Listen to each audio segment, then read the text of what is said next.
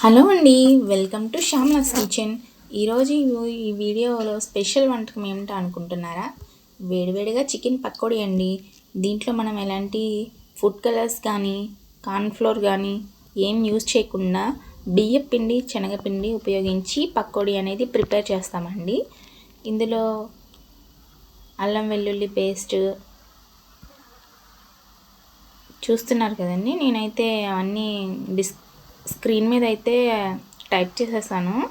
Salt, మిర్చి powder, పసుపు పొడి ఇవన్నీ 1/2 స్పూన్ వేసుకున్నానండి. పసుపు పొడి అయితే, కారం అయితే మీ రుచికి సరిపడగా వేసుకోండి, ఉప్పు కూడా.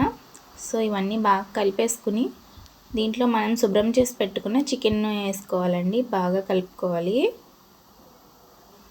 చికెన్కి అనేది ఇవంతా బాగా ఈ మసాలాలు అనేవి బాగా పట్టాలండి.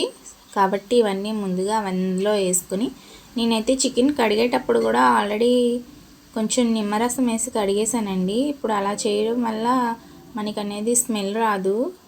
అయినా ఈ పకోడీలో ఆల్రెడీ మనం దీంట్లో కూడా వేస్తామండి. ఒక లెమన్ పీస్ అనేది 1/2 పీస్ వేసానండి. ఇలా వేయడం వల్ల మనం వెనిగర్ అనేది యూస్ చేయక్కర్లేదు. ఒకవేళ మీ దగ్గర నిమ్మ చెక్క లేదు అని అంటే కనుక వెనిగర్తో వాష్ చేసుకుంటే బెటర్ అండి. పకోడీకి ముందుగానే చికెన్ అట్లా వెనిగర్తో వాష్ చేసేయాలి. సో ఇవన్నీ మనం బాగా కలుపుకోవాలండి. అల్లం వెల్లుల్లి పేస్ట్ అన్నీ వేసేసాము. నేనైతే స్క్రీన్ మీదే అన్నీ టైప్ చేసేసానండి, ఎంత క్వాంటిటీ తీసుకున్నాను అని చెప్పేసి. చికెన్ అయితే ఒక 1/2 కిలో వరకు తీసుకున్నానండి. నేను స్కిన్లెస్ బోన్లెస్ తీసుకున్నానండి. పకోడీకి ఆ విధంగా ఉంటే బాగుంటుంది. గబక్కన పిల్లలు తినేటప్పుడు గుచ్చుకోకుండా అది ఉంటాయండి, పళ్ళల్లో అవి ఇరుక్కుంటాయి, ఎముకలు అవి ఉంటాయి. అందువల్ల బోన్లెస్ తీసుకున్నాను. ఇప్పుడు దీంట్లో గరం మసాలా 1 స్పూను, అలాగే ధనియాల పొడి 1 స్పూను, చికెన్ మసాలా 1 స్పూన్ కూడా వేసానండి. ఇవన్నీ బాగా చికెన్కి పట్టాలి, బాగా కలపాలండి. దీంట్లో ఆయిల్ 1 స్పూన్ కూడా, నిమ్మరసం 1 చెక్క అన్నీ వేసానండి. వీడియోలో అయితే స్క్రీన్ మీద చూపించాను. నేనైతే పెరుగు కూడా ఒక 2 స్పూన్ల వరకు తీసుకున్నాను. నేను స్పూన్ చిన్నదండి, అందువల్ల నేను కొంచెం ఒక 1/2 స్పూన్ ఎక్స్ట్రా వేసాను. సో ఇవన్నీ బాగా కలుపుకొని ఒక 1 అవర్ వరకు ఫ్రిడ్జ్లో ఉంటే ఫ్రిడ్జ్లో పెట్టేసేయచ్చు, లేదంటే ఒక 1 అవర్ అయితే పక్కన పెట్టేసి ఉంచుకోవాలండి. ఆయిల్ బాగా హీట్ ఎక్కిన తర్వాత అది ఫ్రై చేసుకోవచ్చు.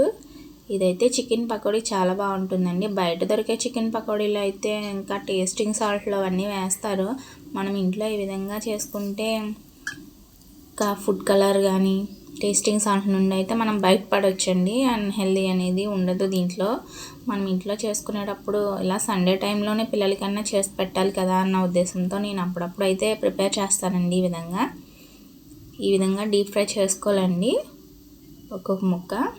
ఒకవేళ పిండి అనేది ఎక్స్ట్రా కనుక్కుంటే నేనైతే కొంచెం జీడిపప్పు వేస్తానండి దీంట్లోనే. ఇది కూడా ఫ్రై చేసి ఈ పకోడీలో యాడ్ చేసుకుంటే చాలా బాగుంటుంది. దీంట్లో కరివేపాకు కూడా నేను ఫ్రై చేస్తానండి. సో వేడివేడిగా చికెన్ పకోడీ అయితే రెడీ అయిపోయిందండి.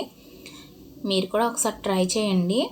ఇంట్లో దొరికే ఇంగ్రీడియంట్సే కాబట్టి మీరు ఈజీగా ప్రిపేర్ చేసేయచ్చు, త్వరగా అయిపోతుంది, చాలా టేస్టీగా ఉంటుంది. ఈ వీడియో కనుక నచ్చినట్టయితే లైక్ చేయండి, షేర్ చేయండి. నా ఛానల్ ఇప్పటివరకు ఎవరైనా సబ్స్క్రైబ్ చేసుకోకపోతే సబ్స్క్రైబ్